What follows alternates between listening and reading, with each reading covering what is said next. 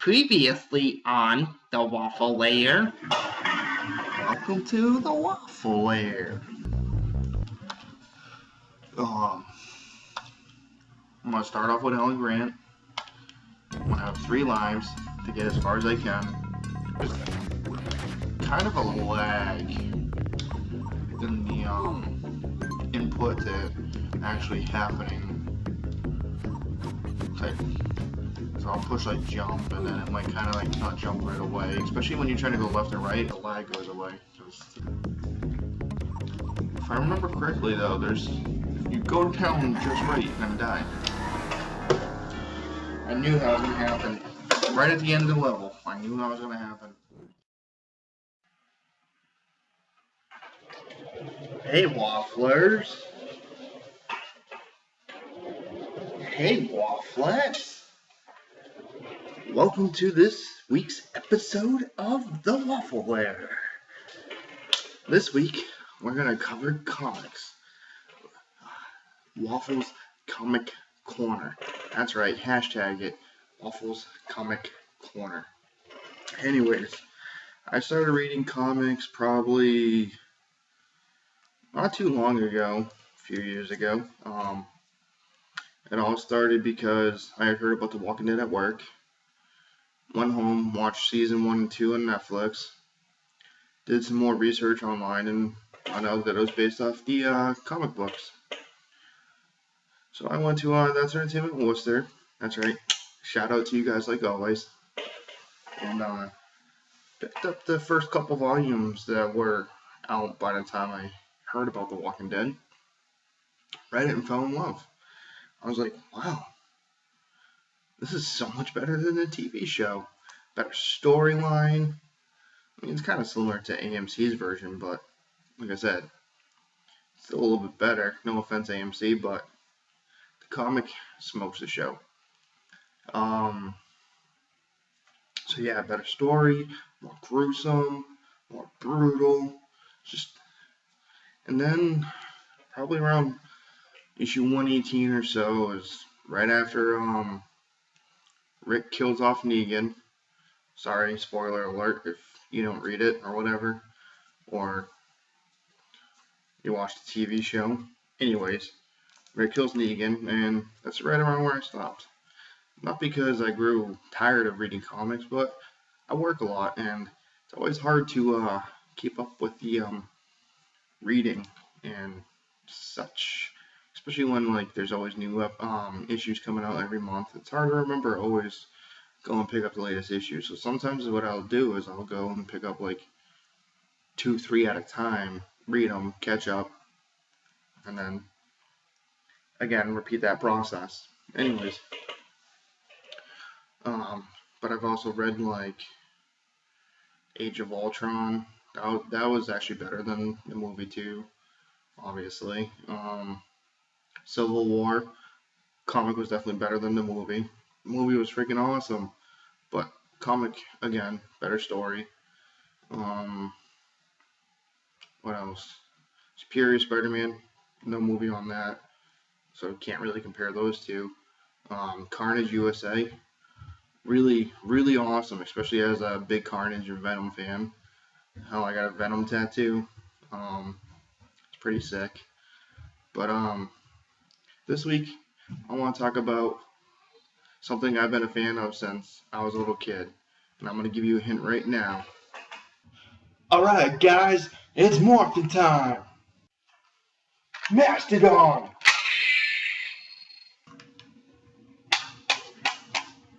My morpher seems to malfunction, but I don't know where the hell my suit is. Zordon.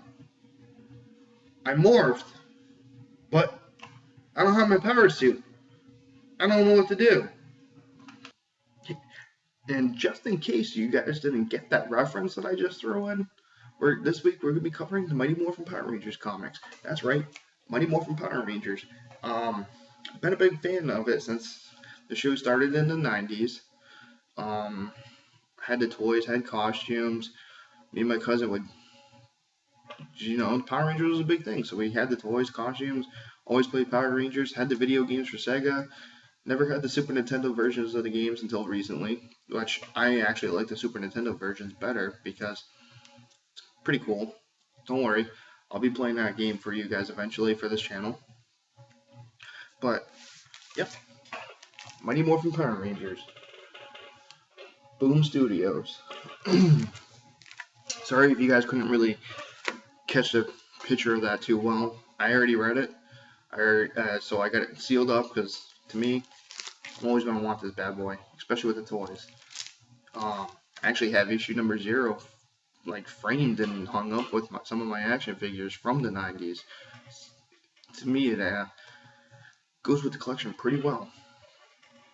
Anyways, so Boom Studios has been publishing and releasing an issue every month for the Power Rangers. They actually just released issue number 4, which I just picked up and read, and I'm pretty impressed. What's cool about the comics, especially if you were into the TV show in the 90s, is being able to read the comics and actually hearing their voices in your head as you read their little speech bubbles.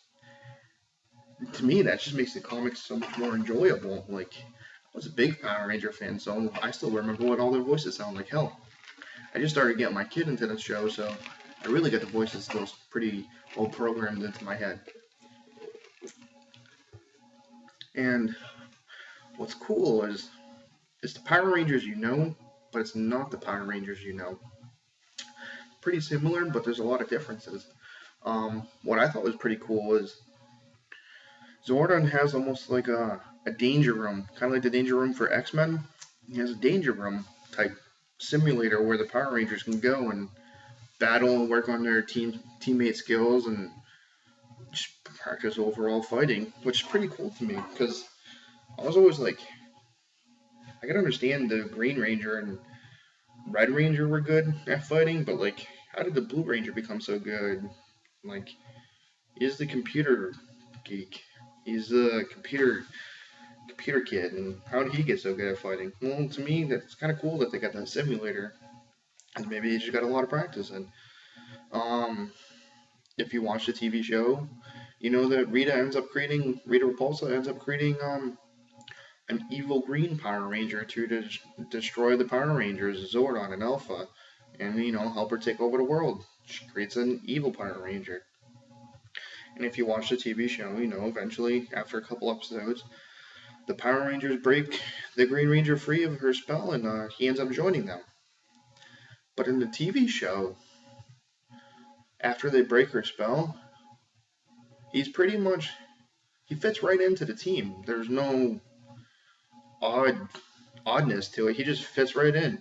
Actually, he pretty much becomes the leader, especially once he becomes a White Ranger after he loses the Green Ranger powers. And to me, I was like, now that I go back and watch it, I'm like, would that really happen so easily? Would they really accept him right away? Well, in the comics, they don't. Actually, Jason and Zach are the Red Ranger and Black Ranger, really not big fans of him. The only one that's trying to really accept him right away, of course, is the Pink Power Ranger. But we all know the Pink Power Ranger usually has a crush on the Green Power Ranger. So they're usually butting heads and arguing a lot. And to me, that's pretty cool that they went and they'd go and do that. That they're like, yeah, no, the Green Ranger's not fitting in right away. He was just evil and he was just fighting us. Why should we accept him right away? So to me, that difference between the comic and the show is pretty cool too. Also, Goldar, if you watch the TV show, we all know is the evil winged ape type creature that is Rita's pretty much main henchman. Blames himself for Rita losing the Green Power Ranger to the good team. So he kind of like is punishing himself for that. So then Scorpina becomes her new primary bad guy. And she sends Scorpina right to Tommy's house to fight him. And she's threatening his mom if he doesn't battle her. To me, that's pretty cool too, because in the TV show, the bad guys knew who the good guys were, like Jason, Kimberly, Zach, Billy, Trini. Rita knew their real identities, but never went and attacked them at a personal level. Well, in the comics, she attacks them at a personal level. So that to me is pretty cool too. Like that's a good difference right there. Because honestly, a good bad guy is going to attack you anywhere and anywhere they really want to, just especially to show their dominance. Another difference between the comic and the show is once the Power Rangers break Tommy free of the evil spell she has over him, she has no ties to him. Well, in the comics, she's still in the back of his head, kind of twisting and warping his mind and making him battle, it seems like, inner demons and causing hallucinations. And he's not really good at fighting right away. He is, but he's not, because he'll be fighting and loses focus because he starts battling with his inner demons of Rita in the back of his head still. So to me, that's pretty cool too. That she still has ties to him. Or in the TV show, once the spell was broken, it was broken. There was no more ties. Well, nope. In the comics, she still has her ties to him, and she's still messing with his head, and that's pretty cool. And then also, the chaos energy that she used to create the Green Ranger is still pretty strong. And the more that the Green Ranger fights, the stronger it gets. Well, she sent Scorpina, like I said, to his house, and they end up fighting because he ends up teleporting him to the woods. And Scorpina is able to trap some of the chaos energy. So then they take the chaos energy and put it into kind of like a replica dragon dagger, and Scorpina's able to summon and use the Dragon Zord for evil again. And to me, that's pretty damn cool, because Dragon Zord's awesome. And the more damage she does, the stronger the Dragon Zord gets, and the stronger the replica Dragon Dagger gets. What it is Rita's trying to open up a portal, it seems like. Yeah, and she is trying to open up a portal to some kind of stronger monsters that. And that's pretty much where issue number 4 kicks in, and they're at the command center, and they look into the viewing globe, and they see that the Dragon Zord's destroying a town. So Jason directly tells Tommy, the Green Ranger, to stay at the command center because he knows he's not focused. They just find out that he's still having hallucinations from Rita, so they don't trust him, and they tell him to stay at the command center. So they go and fight, and as they're fighting, they're pretty much outnumbered because Rita obviously sends a couple monsters down to help protect the Dragon Zord to get him stronger to where she needs him. So Tommy just has a kind of like a quick battle with his inner demons in his head and finally breaks the spell of Rita over him, and goes and helps the guys. Because he teleports and starts battling Scorpina inside the Dragon Zord. And the issue ends off with them all going back to the command center with Scorpina held prisoner. And Jason's very upset that Tommy didn't listen to him, that he's not following orders, that he went and fought. So Zach and Jason end up teaming up on Tommy, and they're getting into a very heated argument that is making the chaos energy stronger. And when the chaos energy ends up pretty much exploding and opening up the portal that Rita wanted to open up. So Scorpina didn't even have to do it. Tommy, arguing with Zach and Jason, did. And that's where the comic left off. And I can't wait till next month's issue. I want to know what kind of monster comes out of that. Like, it shows the monster, but it doesn't. That's where it ends. It just ends with the monster coming out. No battles or anything. It just ends. So, to me, the comics are well written. Like I said, I was a big Power Ranger fan, and there's some similarities, there's some differences, and to me, it's just a good comic series. Even if you weren't a big Power Ranger fan, or you're not a big Power Ranger fan, to me, it would still be it'd still be a good read, especially if you like action-y, sci-fi type comics. So I would definitely recommend this one and go read it, especially if you're a big Power Rangers fan. So like I said, big Power Ranger fan, it's good for. Even if you're not a Power Ranger fan, it'd be a good read. And if you end up liking the comics, go watch the show. They got it on Netflix. They got the original series in there. A couple other series too. So that's it for this week's episode of the Waffle Lair. Make sure you hashtag that. Follow me on Twitter.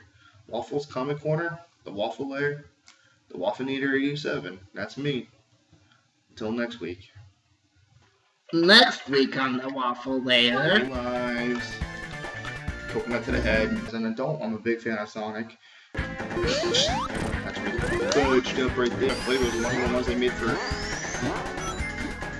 I didn't get in there before. Get out fast enough. Especially right around here.